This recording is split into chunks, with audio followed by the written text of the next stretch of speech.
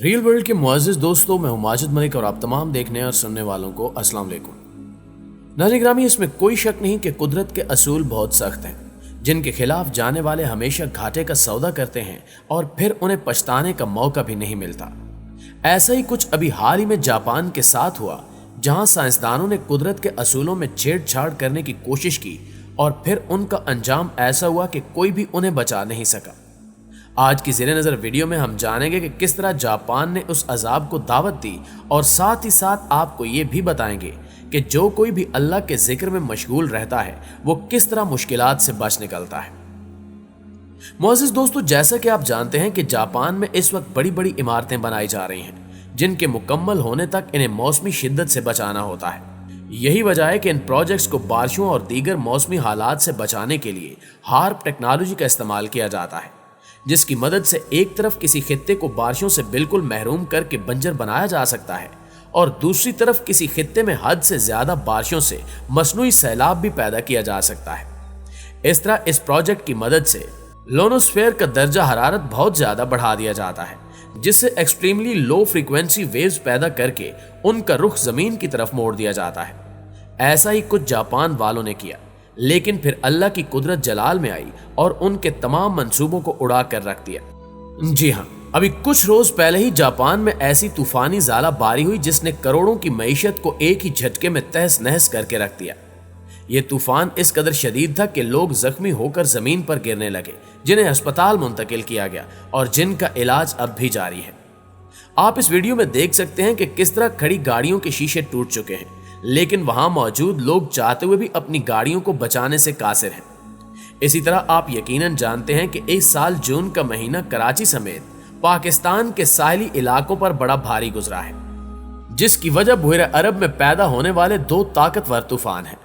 پہلا طوفان 5 جون کو آیا، جس نے پہلے خلیجی ریاست عمان، پھر ایران اور اس کے بعد پاکستان میں گوادر کے ساحلی علاقوں میں تباہی مچائی۔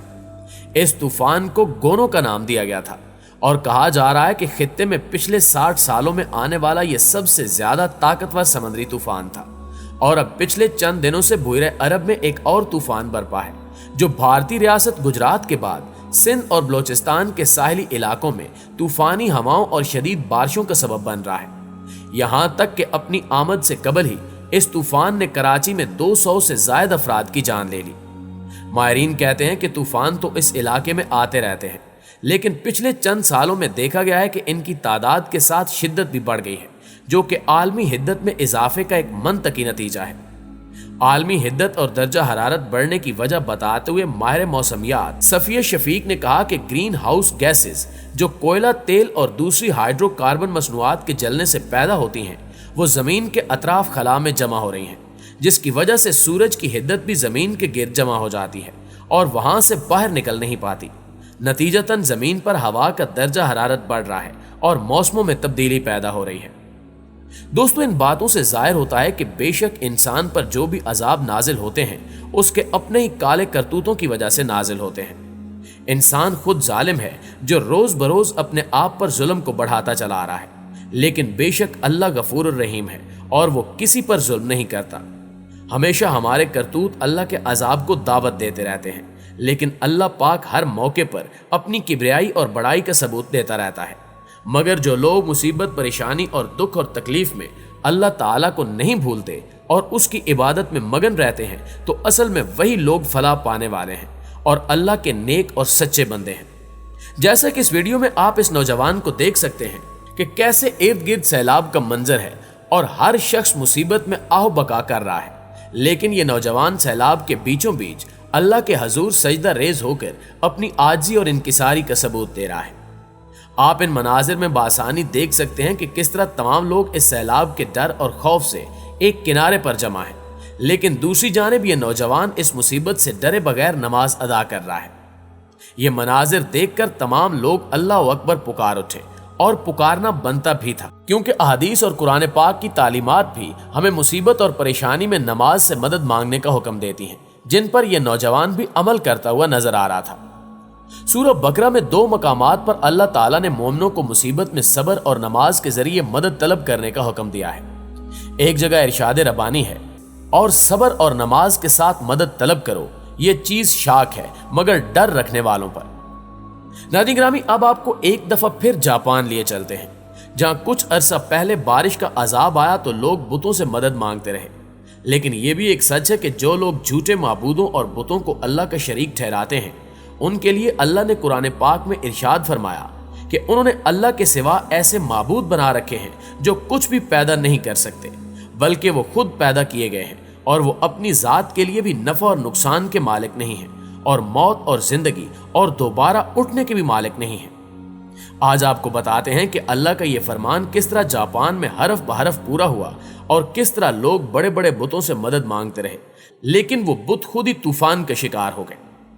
आप जरूर जानते होंगे कि जापान में अक्सर देखा जाता है, जो ही सूरज की पहली किरणें नमूदार होती हैं तो बूढ़ी जापानी औरतें खड़े होकर झुककर दोनों हाथ बांधकर अकीदत से सर झुकाकर सूरज को खुशामदीद कहती हैं। कदीम जमाने में जापानी बुद्ध मत कन्फ्यूशी या शिशु मजहब अपनाए हुए हैं, जिनके बड़े बड़े बुत बनाकर पूजा जाता है, और जब भी वहां कोई मुसीबत आती है तो लोग इन बुतों के सामने खड़े होकर इनसे मदद मांगते हैं। और ऐसा ही कुछ इस नजर आने वाले 75 फुट बुद्धा के सामने भी किया जाता था। इस इलाके के हवाले से जब महकमे मौसमियात ने कहा कि यहाँ कोई बड़ा तूफान आने वाला है और हो सकता है कि इस इलाके में सुनामी भी आ जाए, तो ये बदकिस्मत लोग इलाके को छोड़ने की बजाय इस मुजस्मे के सामने खड़े हो गए और इससे मदद मांगने लगे कि ये हमें इस तूफान से बचाए। लेकिन फिर अल्लाह ने इनके झूठे माबूदों पर ऐसी कारी ज़रब लगाई कि ये सब मुंह देखते रह गए। ये तूफान इतना शदीद था कि जिस मुजस्मे के सामने ये लोग घुटने टेक कर और सजदे में अपनी बका मांग रहे थे, वो मुजस्मा खुद उनकी आंखों के सामने मुंह के बल आ गिरा। इस तरह अल्लाह ने इन लोगों की आंखों के सामने अपने अल्फाज को सच साबित कर दिखाया कि इन्होंने अल्लाह के सिवा ऐसे माबूद बना रखे हैं जो कुछ भी पैदा नहीं कर सकते, बल्कि वो खुद पैदा किए गए हैं और वो अपनी जात के लिए भी नफा और नुकसान के मालिक नहीं हैं और मौत और जिंदगी और दोबारा उठने के भी मालिक नहीं हैं। कहा जाता है कि इस वाक़े के बाद जापान के बहुत से लोग बुद्ध मत को छोड़कर दायरा इस्लाम में दाखिल हो गए थे, और होना भी चाहिए था, क्योंकि इस्लामी वाहिद दीन है जो सच्चा है और क़यामत तक रहेगा, और इसी के मानने वालों को ही दुनिया और आखिरत में नफा होगा।